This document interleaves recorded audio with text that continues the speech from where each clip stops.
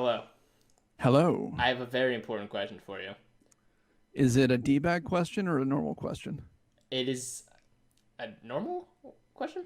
I don't know. You tend to get a lot of like a-holes on Omegle. Oh no So no. This yeah, I is had to check before, you this know. is not that. This is should I cut my hair? Yes or no? I think it looks fine, man. Really? You Yeah. think this looks fine? This bird's nest up here? Look how long that is. I think it could probably cut a little shorter, but everyone's in quarantine, That I right? mean that's the whole thing is like I gotta cut it myself and it's like snip snap snip snap. I mean, maybe do you got like a friend with some like barbering experience that you could call, willing to wait break quarantine? I don't I got mean, I friends. I mean, I make my roommate cut my hair, and What are they good at it? yeah, yeah. Well, where do you live? What state do you live in? Or the hat hair. Well, I guess there's that. I don't like hats. What state do you live in? Washington.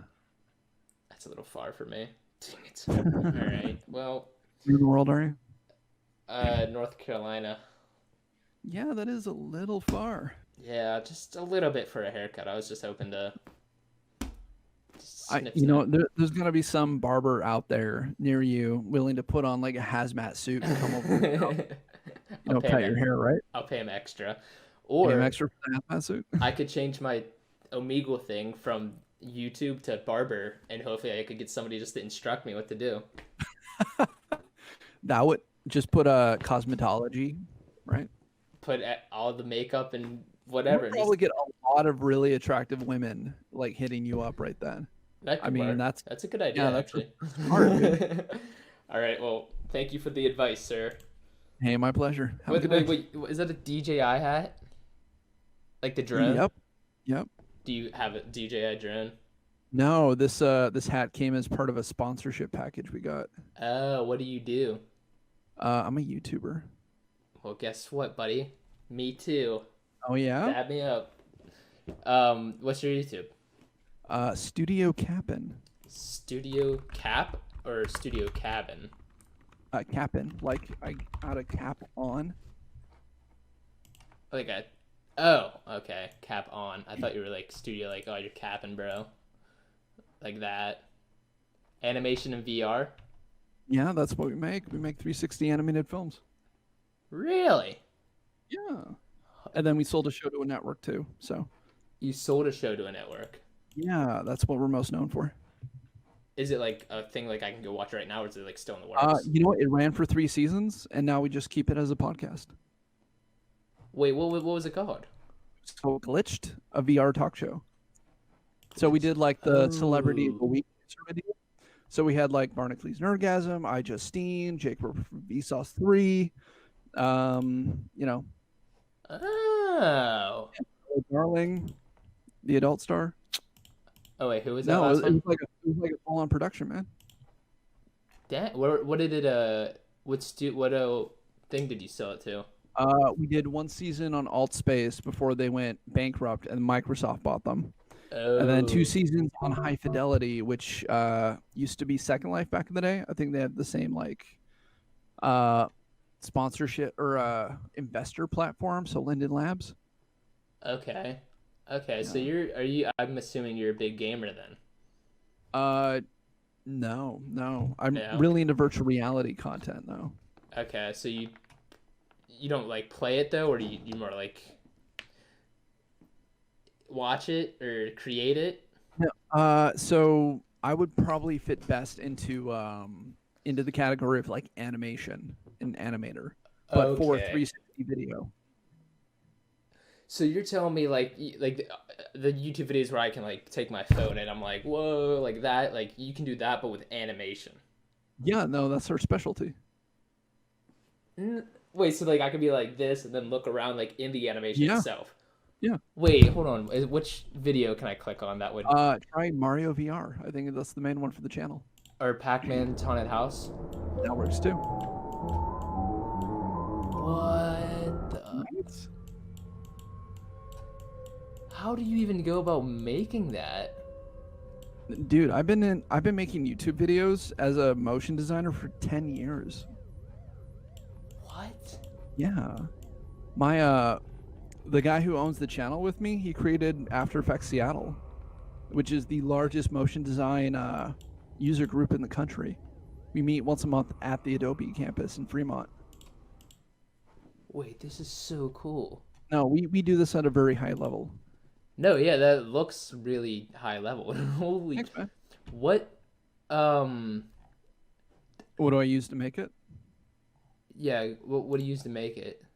Cinema 4D, After Effects, and Element 3D. And then, What? all the rest of the Adobe tools, I guess. Um, And then we usually hire out for the music. okay, so I'm like, so like, just like, there's like so much that I'm like learning right Enamored. now. So like, I was gonna say like, so I use Sony Vegas, so like, I would say Adobe Premiere. yeah, I, Okay, but what you could do is, I don't know if we use Adobe Media Encoder to like export our stuff because it adds the correct metadata into our 360 videos, so YouTube can take it correctly, or Facebook. right. But what you could do is still use C4D, do all your animations, convert your camera into a spherical camera, and then export as a PNG sequence, and then drop that into Sony Vegas, and then see if it exports properly. Dude, this is crazy. What? How do you even get into this? Like, how did you Somebody showed start? some. Well, I was a motion designer. I was working at a YouTube consulting agency called Press Play, and somebody showed me his test. This guy at Microsoft, who was in our group, showed me this test virtual reality experience, and it was the Disney's Iron Giant walking over, picking you up, and walking with you in its hand.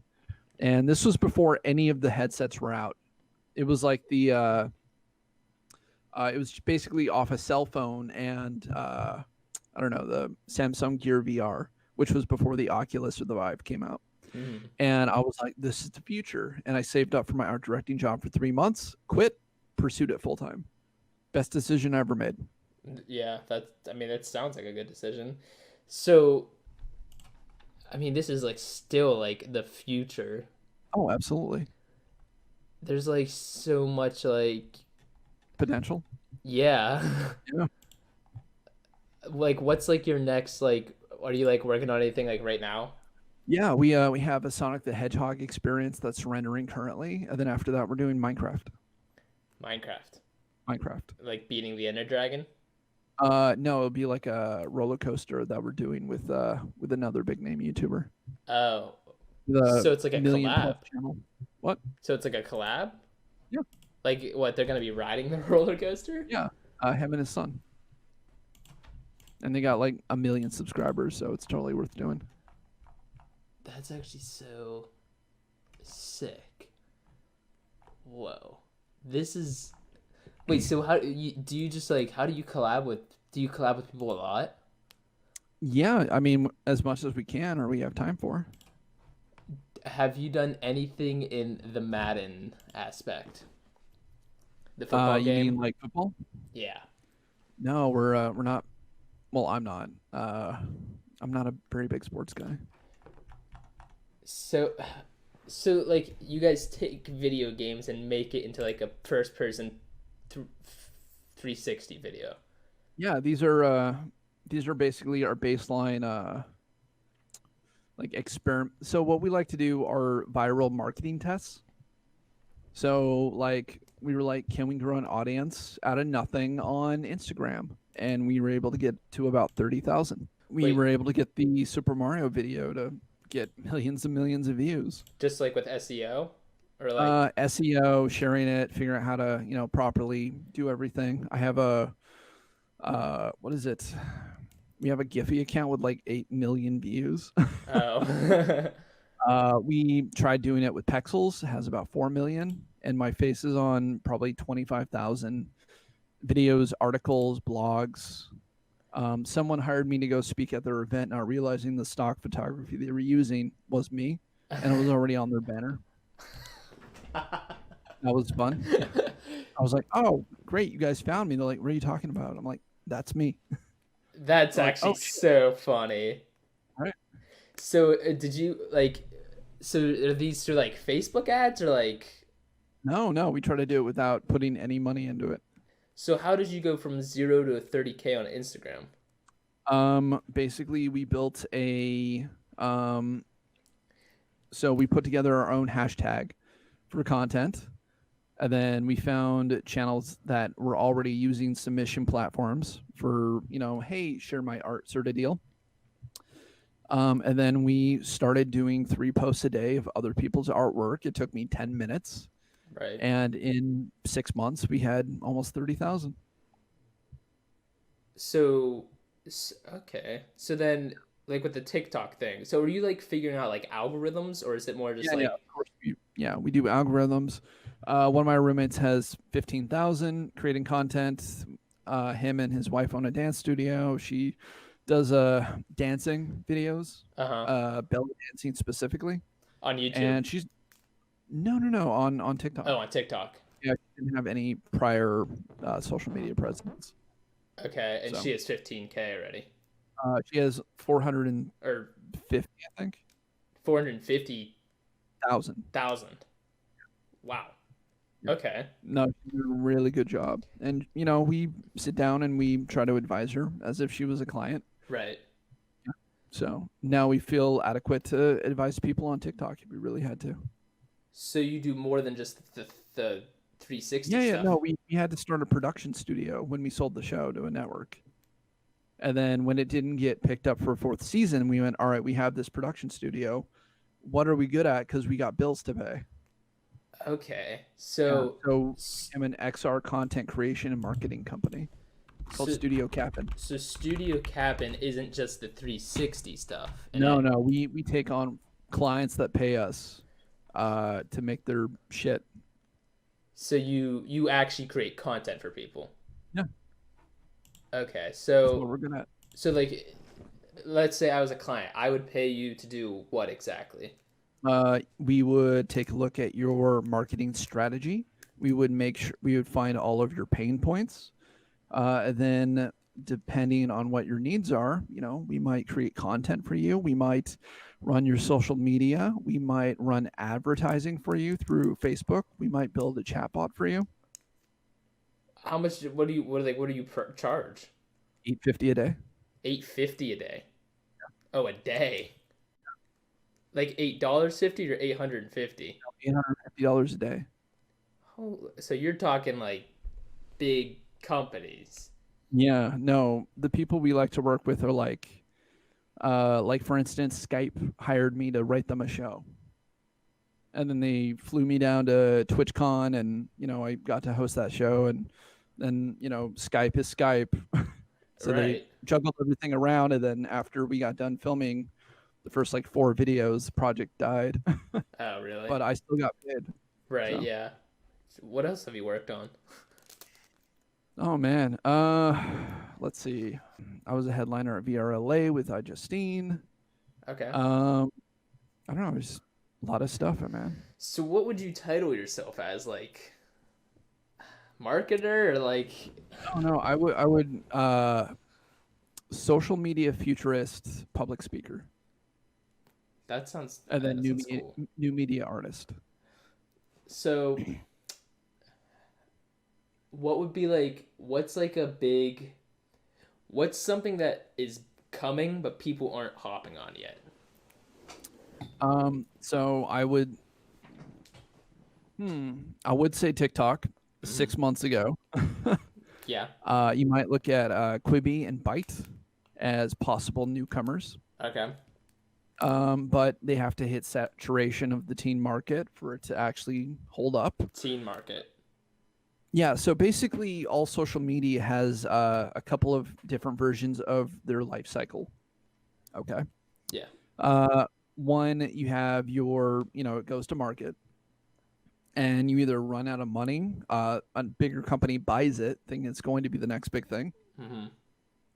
or you hit saturation of the teen market. When you have saturation of the teen market, it becomes cool. All right. And then it starts growing. I mean, that's why TikTok bought Musical.ly and converted all their users, right? Right. From there, you have the second gen jumping on it, which is late teens, early 20s, early 30s. So millennials for us. That would be group 2 jumping onto it, which is what's happening right now for TikTok. Right. Mm-hmm. And then from there, you have the parents and then the grandparents who jump on. And when your grandmother is on the same social platform you are, it's no longer a cool platform. And then the teen market jumps to the next big thing. Okay, so like that's Facebook has went through that cycle. Facebook is through that. Kids aren't using Facebook unless it's for the groups or the messenger. They're still on Snapchat as private communications, and then they're on Instagram and TikTok right now. So and then everybody uses YouTube because it transcends. Right. So because it's basically a search engine rather than a social platform. Right. So as a content creator, your best target audience would be teens. If you were to take that same information. Yeah. So you want to pay attention to what teenagers are currently using, and then what the growth apps on the Google and iTunes store are as far as social media goes. So like for example, you can look at what most people are downloading and installing month to month. Okay, so like TikTok, for example. Yeah, TikTok number 1 right now. So then how do you? So I'm trying to think. Like, so if your main thing is YouTube and you download TikTok, then you should start making TikToks. But yeah. So what I would do is you can take. So this is called pollination content. Okay. Okay. Mm-hmm. So you're taking your video and say it's a talking head video. Okay. You'll rip the audio from it, put it onto Anchor FM, and then it'll distribute it to, the 10 different podcasting platforms that it's connected to, right? You'll take your video, re-upload it onto Facebook, onto your page, and that way you'll be there. You'll cut different samples of it. You'll put it onto TikTok. You'll write a blog post with your video embedded, and then you'll put it on Tumblr, Medium, Blogger, and Reddit. So right? that's not called that's not backlinking, right? Backlinking something different. Well, it's a form of backlinking, but it's pollination. Okay. So you can either re-upload your video content or clip it out to various pieces, and then you might put it onto Instagram, but at the same time put the whole video up on IGTV. Right. Okay. So but at the end of the video, you might go, hey, if you enjoyed this content, we'd love to have you go to the YouTube channel. Here it is. We upload, our videos 1 week before everywhere else. So you're saying post it a week before everywhere else? Yeah. Or 3 days or the day before, or, whatever works for you. Okay. So would day of be a thing? Like I mean, the day before, I would probably give 12 hours, maybe. Maybe you post at 9 a.m. and then you post everywhere else at like 3 p.m. But it's not good to do all at the same time. I would not if you're trying to drive traffic to a specific source. Okay, so if I post an incentive to, go to your YouTube channel. So if I posted a video at noon, I shouldn't go on my Instagram story at like 12:30 and be like, go check out the new video. I might post like a story going, hey, the new video is available on YouTube. Swipe up to go to it. But I shouldn't show actual content from it. You might show a clip so people know what they're clicking into. Okay, so my strategy that I've been using is I'll post my YouTube video and then I will take like the craziest moment from the video for like 10 seconds and put that on my story and then be like, new videos up, wore everything in my wardrobe, link in bio. Mm-hmm. So is that a good strategy or? So with you, I'd probably have to look at your analytics and see what your audience is actually doing, and then what you do is behavioral tests. So you make an assumption about like what your audience is doing, and Okay. then you figure out how to test it. So you do like A/B testing, and you go, all right, so this method works for me more than the other method. I need to double down on this. Right. Okay. Yeah. I mean, that's what every successful big name YouTuber does. Okay. So like when say Mr. Beast, like you know who Mr. Beast Yeah. is, Right. Right. Yeah.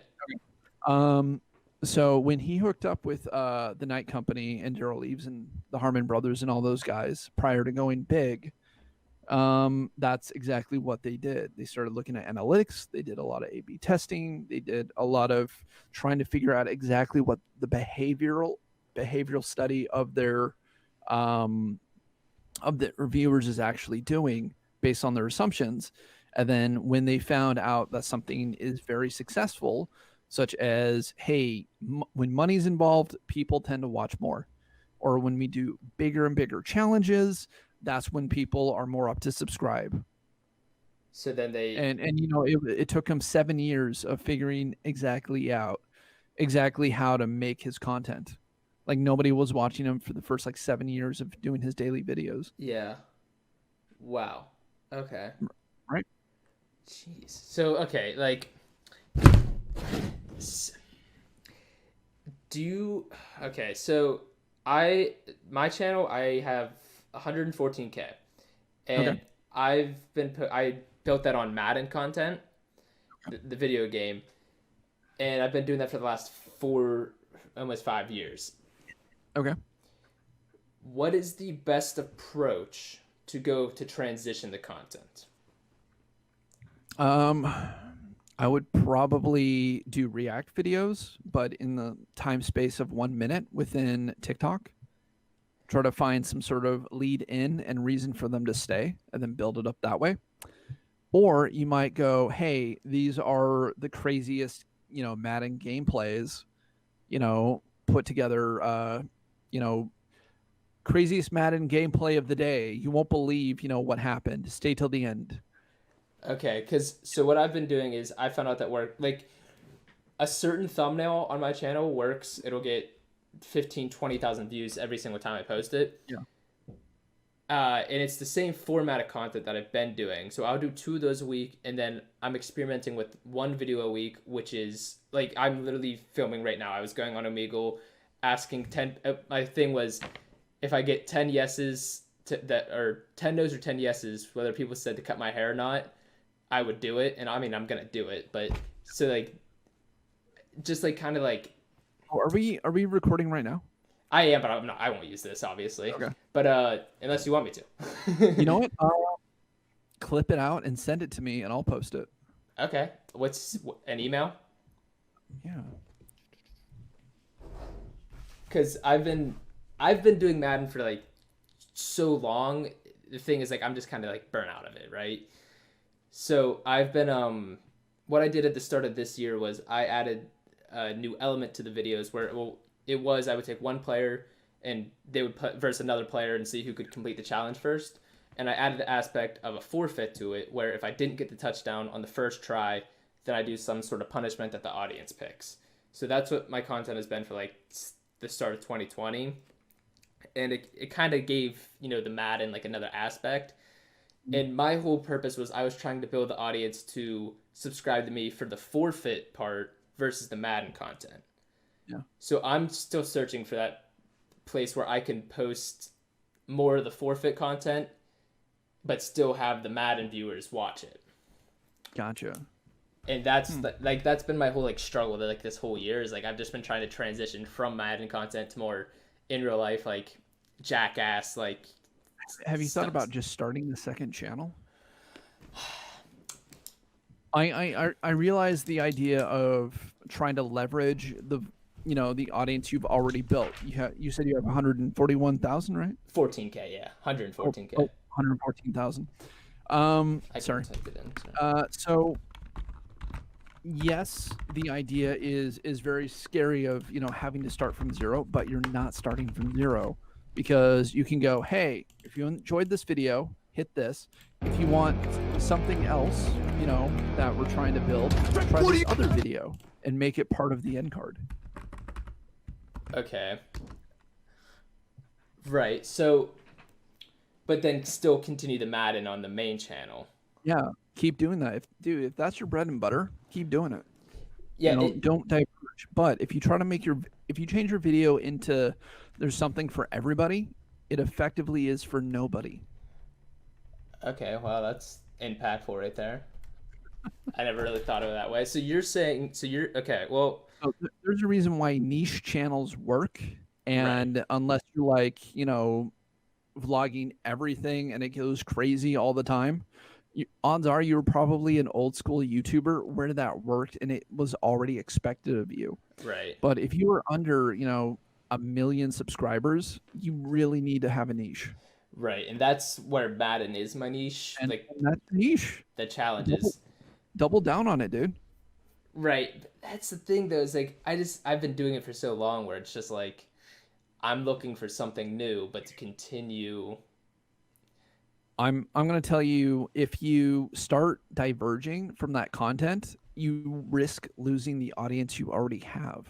Right. No, I know that 100% because I tried to do it. Last summer I went straight from Madden content to the vlogging content, and that just absolutely killed, like dead channel. So I was like, well, fuck this, hopped back onto the Madden content, and my friend Tommy, he is 1.5 million and he also does Madden, so he really kind of helped me like restart. He was like, yeah, we can film videos together and whatnot. So I hopped back onto the Madden stuff. That's when I added this forfeit aspect to it, where I was like, if I don't get the touchdown, I shoot myself in the foot with a paintball gun. Like, just these crazy forfeits. But I also, when you say create a new channel, my username used to be istj27. And when I hit 100K, which was in November, I rebranded it to TJ Hall. Okay. Which is so start another channel called TJ Hall Vlogs. Start another channel called TJ Hall Vlogs, and then post everything else there. That way you're not screwing with what you're already successful and what everybody is there to see you do anyway. And then that percentage who are like, I really like this guy, I wonder what his real life is, they can go to the second channel and subscribe to it. Okay. So then my other question, okay, so you know who Logan Paul is, obviously. Yeah. So I look at, so like, for example, he has a Logan Paul channel, and then Logan Paul Vlogs. Mm-hmm. So I actually don't want to say the wrong information, but I believe that he did the vlog content on his Logan Paul Vlogs, and he did like his main content on Logan Paul, but now he no longer uses that Logan Paul Vlogs, and he just uses the main channel. Well, the content that he was making for his main channel and, the vlog channel are oddly similar, right? Right. Yeah. So basically at that point, he's not diverging content. He's going, hey, I have two channels that are very similar. Why am I spreading myself thin? Let's just put everything together. Put everything into one. Okay. Yeah, because, I mean, if you have like 4 different channels of all Madden content or football related content, it might be wise for you to put, all your eggs in one basket and grow one bigger channel with a lot more quality content. Right? Right. Okay. So your best advice is to take the stuff that I want to do, like the vlog and jackass stuff, and put it in. If it's separate, if it's far enough away from the current content that you were successful at, start a second channel so you don't mess with that. You don't mess with your bread and butter, right? Right. Okay. So, but it's okay to start a second channel. If you have several channels that are all the same sort of content, then it's okay to put them together, because it's no one's going to gripe going, I don't want to go to TJ Hall's various videos because I love his Madden content, but it's on 3 different channels and I don't know where to go for this, right? Right. Right. Okay. So my It's all about perspective and self-awareness is what it is. right. Okay. So you have to know what your audience is there for and what you want to actively create. If the Madden content isn't what gets you up in the morning to do stuff anymore, it's okay to say goodbye to your 100, like a lot of people are going to hate me for saying this, but it's okay to say goodbye to, your 114,000, because if you diverge from making that sort of content that everybody's subscribed to there anyway, they're automatically going to say this is a dead channel anyway, because Right. you're not going to be getting the same sort of viewership that you built. Right. My other question is, so let's say you take that, your bread and butter. Mm-hmm. Is it possible to take that bread and butter and morph it into what you want it to be? You're going to have to do it over a very long period of time. Okay. Right.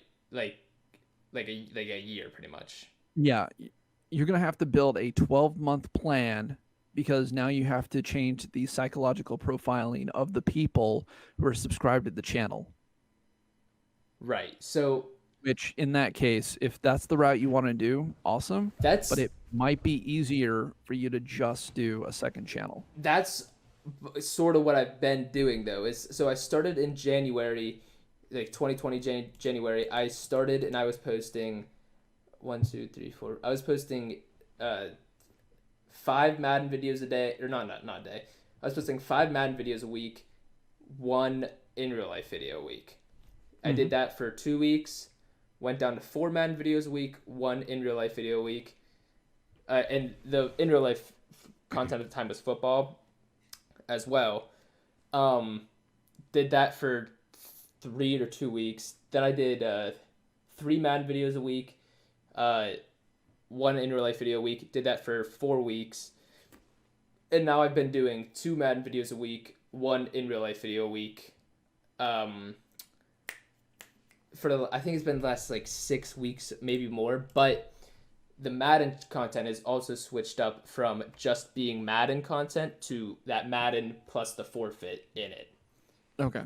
So I'm not familiar with Madden. What is the forfeit? so the forfeit's whatever, like the forfeit's the in real life part. So like Oh, for okay. example, Okay, like that's your vlog content. All right. right, so it's like if I don't get the touchdown on the first try, then I have to eat the world's hottest chip. Like just extreme whatever it's I'm letting the audience decide. So like a lot of it's like, shoot yourself in the foot with a paintball gun. Go, what's the last? I ate the world's hottest chip. I ate a bar of soap. I just doing just dumb stuff. Mm-hmm. But now I see my audience clicking to see also the Madden content and also the forfeit, which is, what I want to do. I want people to watch for the forfeit, so then I can eventually transition that into just, get rid of the Madden content, watch for the forfeit and crazy stuff that I do. Okay. Which is also in the in real life content, like cutting my hair. If you're able to mix it as part of like the challenge for doing it, that's probably a really smart way to go about it. Right. So you're still doing the Madden stuff, but you're creating a cause and effect IRL to it. Right.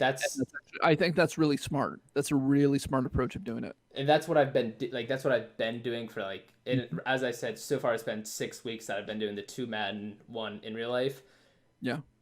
Now I want to know when I can do 2 in real life, 1 Madden, to eventually 3 in real life.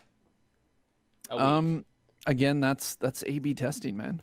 That's where you got to test it. Right. That's where you got to figure out, is your audience ready for it? Okay.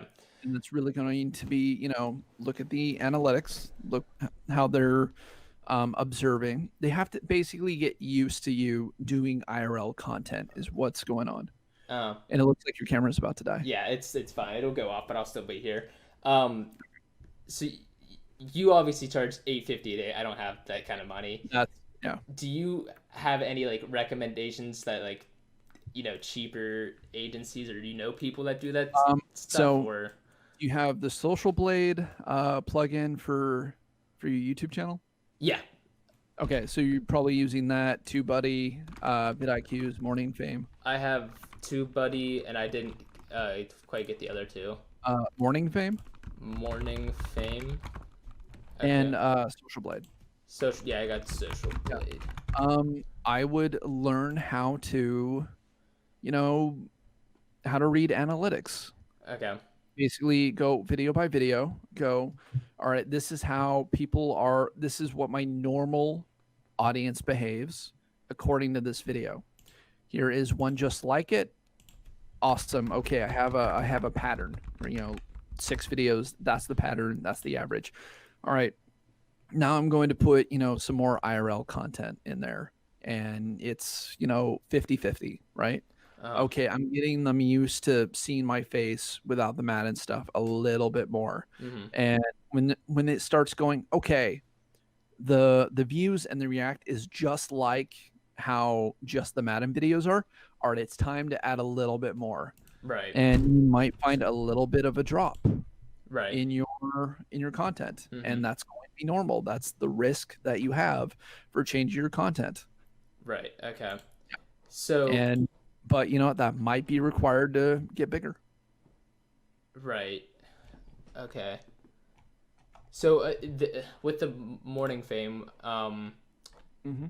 is there actually like people that I can work with that will help me with this, like that I can pay? So Morning Fame has a YouTube account that shows you exactly how to do it, and what they're really good at is figuring out how to get the proper tags and descriptions in your content so you can be found. Okay, and that's like I like pay someone to help me like personally, like go. No. It's just all of these are plugins. Oh, okay. Okay. I mean, if you want to, if you want to, figure out some time to talk later, where I can probably help you a little bit more, for $200, I can probably sit down with you for an hour or two. Okay. And take a look at your content and really find where you need to go. All right, sounds like a deal to me. All right. Yeah. That way you're not out the full day for that whole 850. I feel like you would probably do really well with that sort of content or that sort of advising. All right. Yeah. I got your email written down, so I'll make sure that I hit you up. Perfect. Send me this. All right. I will. And if that's the case, why don't you plug all your stuff? YouTube is TJ Hall. I'll type everything in the chat. TJ Hall is my YouTube, and then TJ Hall Official is all of my social medias. So that's Instagram, Twitter. There's only 2, and then Smelly Penny is my TikTok, which is at 20K. Go follow. All right. Awesome. Hey, it was a pleasure meeting. What's your name, Eugene? Eugene. Pleasure to meet you. It was a pleasure meeting you too. The people you find on Omegle, right? Yeah, really. All right, Eugene. I'll talk to you later. Take it easy. You too. Talk to you soon.